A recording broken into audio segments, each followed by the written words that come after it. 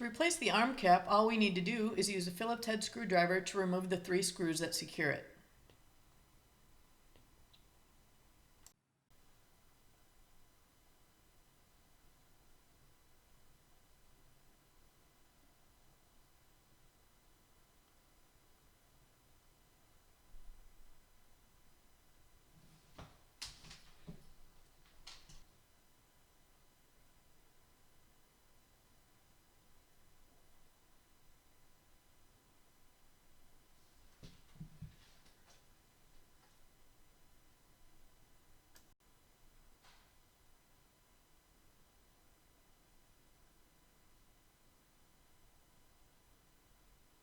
Once all 3 screws are removed, we can remove the arm cap from the chair.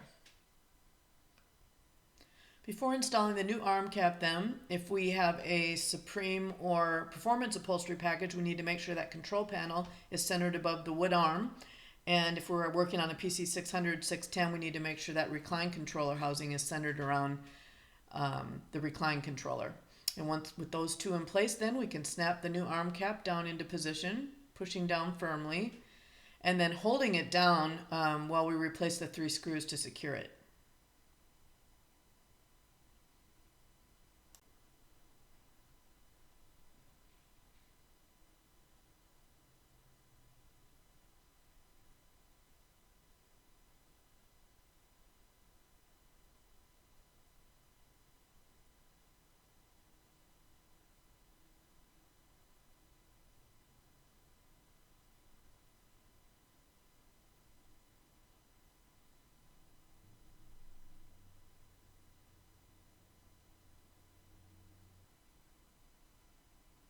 And we're done.